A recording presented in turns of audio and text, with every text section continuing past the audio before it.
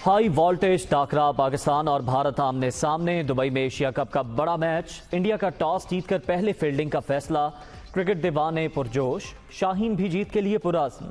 सैलाब सदकान से यकजहती का इजहार, खिलाड़ियों की स्याह पट्टियां बांधकर स्टेडियम आमा।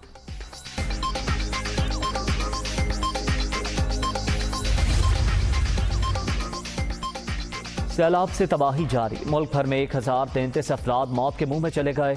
9,49,000 मकानात जमीन बोस, 8 लाख मवेशी हलाक। सियासी इख्तलाफात पसे पुष्ट डालकर मुतासरीन के दिल खोलकर मदद की जाए, नवाज शरीफ की अपील।